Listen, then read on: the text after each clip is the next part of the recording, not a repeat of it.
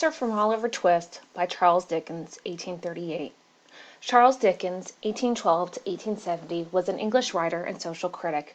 He's considered one of the best novelists of the Victorian era, the time during Queen Victoria's reign. In this excerpt from Dickens' famous novel, Oliver Twist, Oliver asks his master at the workhouse for more food. During this time in England, a workhouse was a place where those who were unable to support themselves could find accommodations and employment.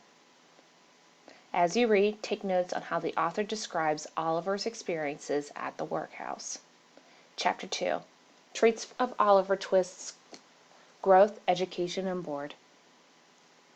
The room in which the boys were fed was a large stone hall, with a copper at one end, out of which the master, dressed in an apron for the purpose, and assisted by one or two women, ladled the gruel at meal times. Of this festive composition each boy had one porringer, and no more, except on occasions of great public rejoicing, when had 2 ounces and a quarter of bread besides.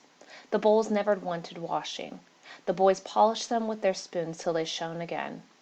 And when they had performed this operation, which never took very long, the spoons being nearly as large as the bowls, they would sit staring at the copper with such eager eyes,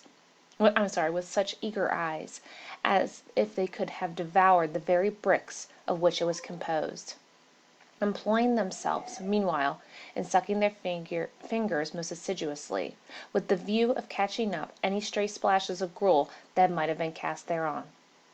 Boys have generally excellent appetites. Oliver Twist and his companions suffered the tortures of slow starvation for 3 months. At last they got ferocious and wild with hunger.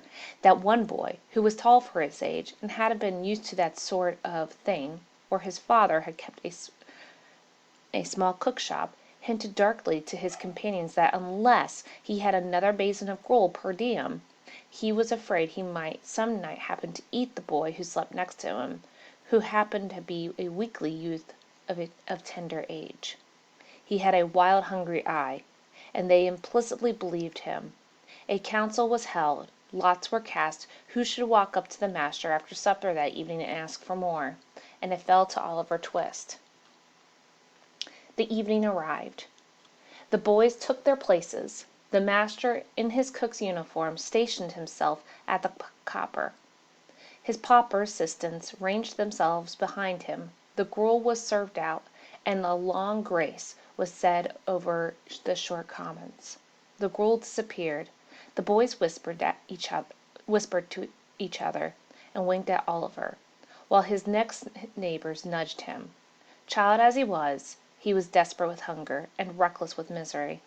He rose from the table, and advancing to the master, basin and spoon in hand, somewhat alarmed at his own temerity, "Please, sir, I want some more."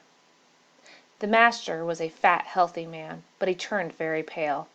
His gaze in stupefied astonishment on the small rebel for some seconds, and then clung for support to the copper. The assistants were paralyzed with wonder, the boys with fear. "What?" said the master at length in a faint voice. "Please, sir," replied Oliver, "I want some more." The master aimed a blow at Oliver's head with the ladle, pinioned him in his arms, and shrieked aloud for the beadle. The board were sitting in solemn conclave when Mr. Bumble rushed into the room in great excitement, and addressing the gentleman in the high chair, said, "Mr. Limbkins, I beg your pardon, sir. Oliver Twist has asked for more." There was a general start. Horror was depicted on every countenance.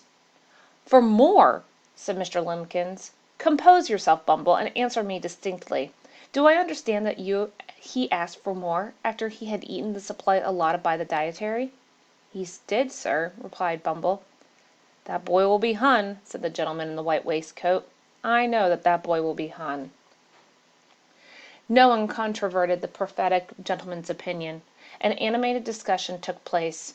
Oliver was ordered into instant confinement, and a bill was next morning pasted on the outside of the gate, offering a reward of £5 to anybody who would take Oliver Twist off the hands of the parish. In other words, £5 and Oliver Twist was offered to any man or woman who wanted an apprentice to any trade, business, or calling. "I was never more convinced of anything in my life," said the gentleman in the white waistcoat, as he knocked at the gate and read the bill next morning. "I was never more convinced of anything in my life than I am that that boy will come to be hung."